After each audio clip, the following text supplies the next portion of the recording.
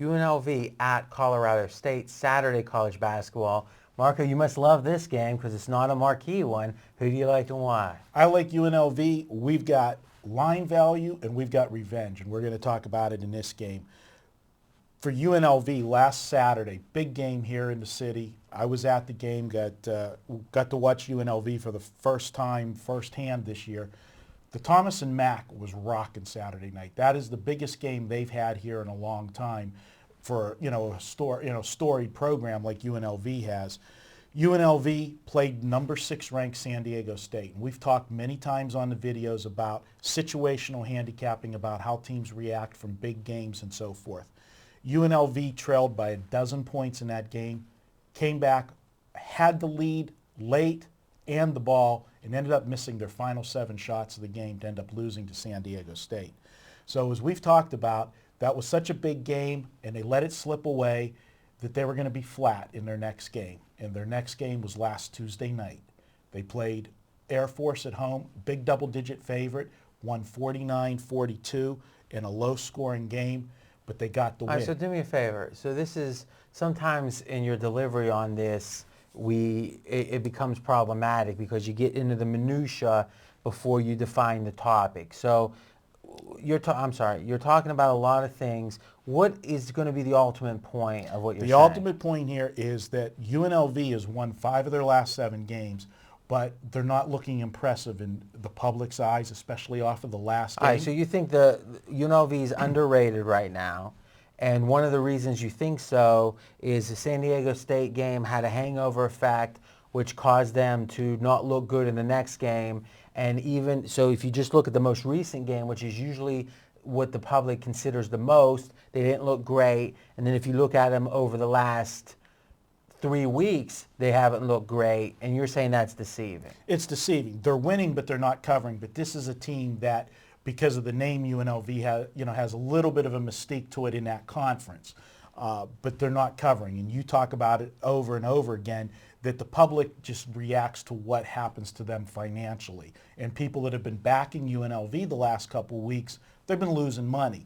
Now they go out on the road to play Colorado State, a team that came into UNLV and beat them. All right, so let's talk about the big picture.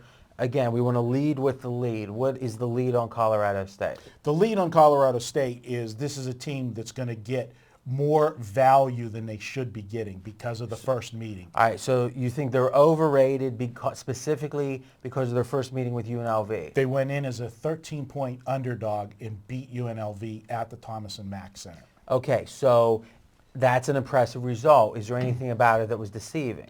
Nothing deceiving about it other than the fact that UNLV was going through a stretch where they just weren't playing good ball. One of the keys to UNLV is their outside shot, and that is what stopped them against San Diego State. San Diego State plays tremendous defense, and Air Force is a type of team that can frustrate an outside shooting team because Air Force slows the tempo to a crawl. All right, so the Air Force is who UNLV played in the last game. Exactly. Colorado State is not that type of defensive team. They like to play more up-tempo game. Okay, so let's go one item at a time here. You got a ton of good information. I'm trying to make it consumable for the viewer out there. So what I'm hearing you say is, on the Colorado State side, is yeah, they had a nice win against UNLV, but typically the public, there's no reason to think that win was misrepresentative of what happened. They won the game, great, no excuses. But people overreact to that. They see 13.5-point underdog, they see win. So even though it's an accurate result, they overreact to that result. So that's given a little bit of premium on Colorado State. UNLV, you've explained why there's a slight undervaluation, which combined is potentially going to get to the point where it's good enough to bet this game. Now, you were then talking X's and O's, which is another point. And it sounds like you're saying UNLV, a 3-point shooting team, has trouble against teams that defend that well. You don't think Colorado State does? I do not, and I think that... Is there any numbers behind that? Or looking at the shooting percentages, whenever I talk about defenses, I look at what the teams hold their opponents to shooting-wise. And in comparison to like San Diego State it was like 7 out of their last 8 opponents they held to under 40% shooting.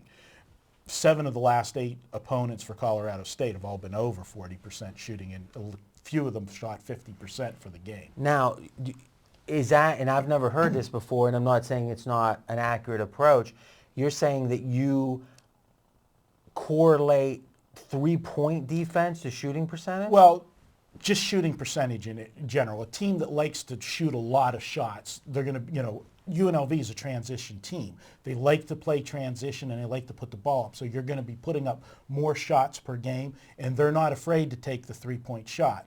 And so you put all of that in, and if you're taking more shots against a team that doesn't play as good a defense shooting-wise, they're going to be knocking them down. It's just mathematics.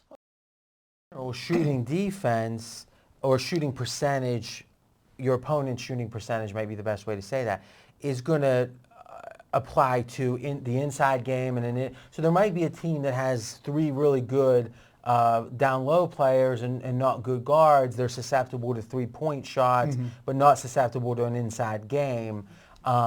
So that's going to be something interesting. Maybe in the next week or two, if you can find a situation where you can say, okay, here's a situation where statistically I'm looking more towards the three-pointers or more towards the inside game. I think that's the next level of the stat stuff, which is interesting. But okay, go ahead.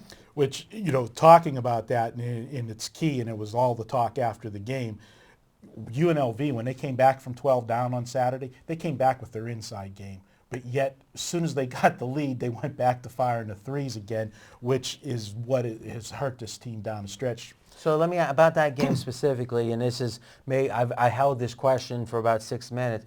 How were the concessions at the game?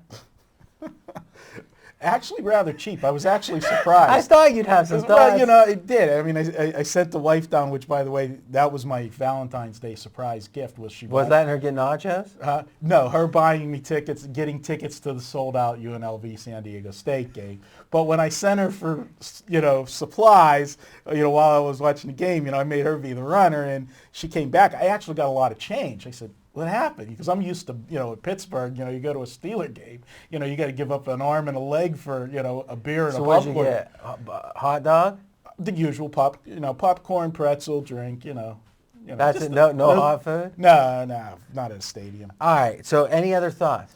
I like UNLV. This is, now again, we're doing this before we have the lines out. And when you have lines in this territory, it can be a little bit of a variance. I actually think that Colorado State's going to come out a 1-point favorite in this game. All right, so let's talk about this specifically then. Your projected bookie line, not your number. Right. The bookie projection is Colorado State as a small favorite. Right. Now, what is the range? I know you don't like to necessarily put your own number on it. What is the range of numbers that you play UNLV? I'll still play UNLV up to -2.5 in this game. I like UNLV in this game. All right, so if you can get UNLV at 2.5 or -2.5 or less, right, all the way to the plus, you find value. I find value. All right, awesome. Any closing thoughts? Nope. My projected score, 74-66. 74-66. All right, it's your turn to continue the conversation. Well, blessing.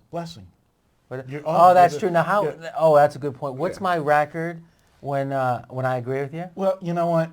Your record when you agree with me. I'm sorry, I just asked you a question. Please give me an answer. You went. I think you went 3-0 last week with your blessings. 3-0. Yeah. Okay. But now the key point is you went 3-0 with blessing my pick. Exactly. So that would mean. Sorry, let's get to the that point. Would mean. That Are you undefeated since I started blessing picks? Well, I know I was undefeated on Tuesday's show. Are you? Just try to answer the question. Are you undefeated since I started blessing picks? Oh my God, yes. All right. No, are you undefeated? Tuesday I was 4-0. So. I'll make us re-record this whole video if you don't answer the right question. Are you undefeated since I started blessing picks? Yes, sir. You're not. No. You're not undefeated. I'm not undefeated. Or from last week. Exactly. Yeah, you started Are you last undefeated week. from last week? No. Am I undefeated when I bless your picks? Wow. So I'm not going to bless this one. Wow. In fact, for the first time, I'm going the other way on this We one. bringing out a $500 bet? Because I'm free rolling. I got about 3 or 4 that I can lose. All right. Let's do it. Nickel on this. Well, nickel at the opening number. Whatever the opening number comes Nickel at the opening number. Okay. And I'm still undefeated, by the way, when I'm blessing your picks. I want to ask the viewers out there, Do you guys believe that this guy has the best job in all of broadcasting, to come in and sit and just listen to me do all the work and say, yeah, that sounds good. Thumbs up, guys. Well, in a way that replicates what the followers have to do. They buy your picks or they get your free ones and they decide, does this make sense to me? And I got to tell you, this UNLV team, to me, is the perfect example of a team that had a cupcake schedule early. So all of a sudden they were 14-1 or whatever. And now if you look at them from the time they started really playing, they've played, in my mind, poorly or not as well as expected. So you look at the actual yearly record, and it feels good, except it really is deceiving. So a big negative there. No blessing and $500 coming Marco's way. All right, Marco's got one more Saturday game and a Sunday game coming up. Be right back.